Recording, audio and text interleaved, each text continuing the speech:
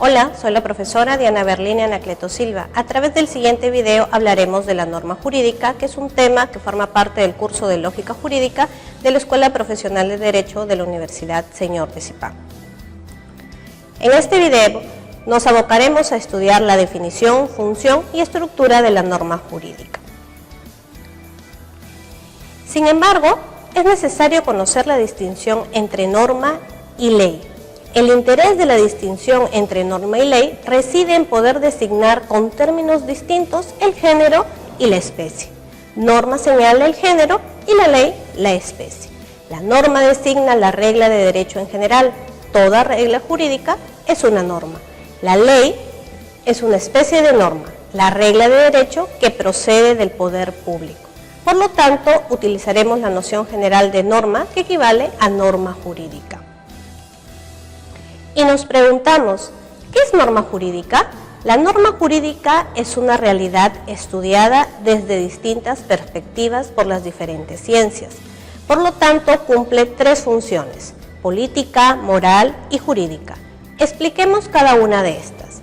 Política se refiere a la ordenación de la sociedad. Moral se refiere a la regla de conducta personal y jurídica se refiere a la regla del derecho. ¿Qué es norma jurídica? La definición de norma jurídica se expresa con el término ratio juris, es decir, la norma jurídica es la regla o estatuto del derecho. Si el derecho es la cosa justa, aquella cosa debida a su titular, la norma actúa como estatuto de derecho cuando atribuye cosas a un titular, concede facultades y delimita el uso. En este último caso, regula el derecho, es decir, es su regla. Esta es la relación entre el derecho y la norma. La norma representa la regla del derecho. La norma es regla del derecho y en tal sentido es norma jurídica. Ahora nos preguntamos, ¿cuál es la naturaleza de la norma jurídica? La norma jurídica es, pues, estructura de la vida social y en cuanto a estructura es una ordenación, ya que establece un orden, es decir, tiene una índole de ordenatio y ordenación, que es un factor de orden. Así pues, toda norma jurídica es un factor estructural dinámico, con la función de ordenar y regular el sistema de relaciones jurídicas que constituyen los elementos del ordenamiento jurídico. En consecuencia, la norma es una ordenación. De dos maneras, la norma jurídica ordena: regula, organiza la vida social, siendo regla o estatuto del derecho. Es decir, unas veces la norma jurídica es constitutiva de situaciones jurídicas, creando, modificando y extinguiendo relaciones, y otras veces regula o modela conductas. Y nos preguntamos, ¿cuándo una norma es jurídica? Una norma es jurídica cuando la conducta que prescribe constituye una deuda justa. Será norma jurídica toda regla de conducta cuyo cumplimiento sea una obligación de justicia, tanto si procede de la autoridad social, de la capacidad de compromiso de las personas, del consentimiento del pueblo o de la naturaleza humana. ¿Cuáles son los elementos de la norma jurídica? Desde el punto de vista lógico-jurídico, la norma tiene tres elementos: supuesto de hecho, nexo y consecuencia jurídica. El supuesto de hecho, también denominado presupuesto de hecho, supuesto de hecho o hecho antecedente, es la hipótesis que formula el autor de la norma jurídica para que, de verificarse o ocurrir en la realidad, se desencadena lógica jurídicamente la necesidad de la consecuencia. El nexo es el elemento vinculante entre el supuesto y la consecuencia, con un carácter de deber ser que lo ubica en el ámbito de la necesidad lógico-jurídica y que, a diferencia del supuesto de hecho y la consecuencia, no aparece redactado en la norma, es una abstracción lógica. Y la consecuencia también se le denomina efecto jurídico o consecuencia jurídica. La consecuencia es el efecto que el autor de la norma jurídica atribuye lógico-jurídicamente a la verificación del supuesto de la realidad. A continuación, explicaremos a detalle cada uno de estos tres elementos de la norma jurídica. Hablemos del supuesto de hecho. El supuesto es la hipótesis que formula el autor de la norma jurídica para que, de verificarse o ocurrir en la realidad, se desencadene la necesidad de la consecuencia.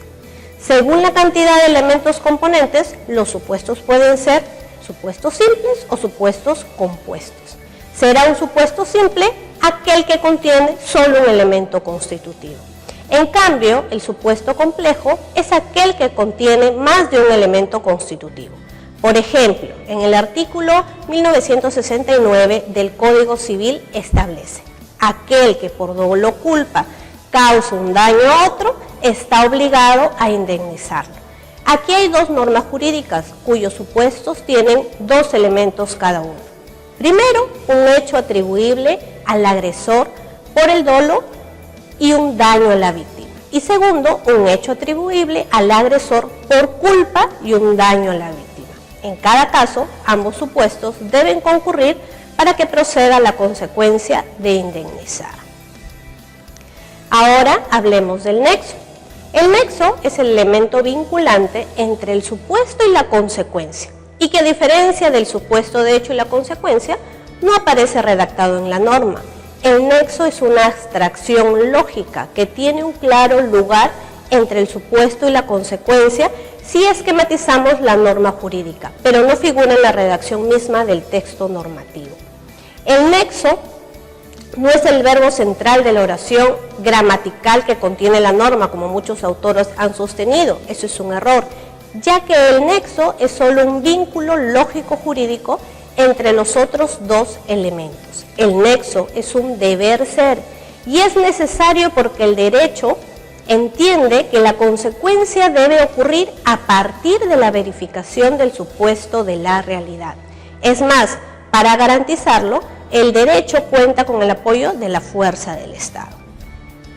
Y la consecuencia jurídica es el efecto que el autor de la norma jurídica atribuye a la verificación del supuesto en la realidad. La consecuencia es atribuida por la norma al supuesto y puede tener diversas modalidades. Las principales son el establecimiento de un derecho, el establecimiento de una obligación, la creación de instituciones, la creación de una situación jurídica y el establecimiento de sanciones. Expliquemos cada una de estas. El establecimiento de un derecho que consiste en atribuir una facultad o beneficio a alguien. Por ejemplo, los derechos que se describen en el artículo 2 de la Constitución Política del Perú. Cuando hablamos del establecimiento de una obligación, consiste en mandar que alguien haga algo o no haga algo a favor de otra persona. Por ejemplo, el artículo 1969 del Código Civil, que impone la obligación de indemnizar a cualquiera que cause un daño a otro, ya sea por dolo o culpa. También la creación de instituciones, como por ejemplo la creación de un ministerio o otro organismo similar. También la creación de una situación jurídica que se refiere a un conjunto de derechos y deberes que el derecho atribuye a una persona colocada en ciertas condiciones. Por ejemplo, los requisitos para ser presidentes y las atribuciones y obligaciones que tiene cuando llega a serlo. Y el establecimiento de sanciones, entendiendo por tales las consecuencias del incumplimiento de los mandatos jurídicos. Estoy segura que el desarrollo de este tema será de utilidad para ustedes. Estamos en contacto.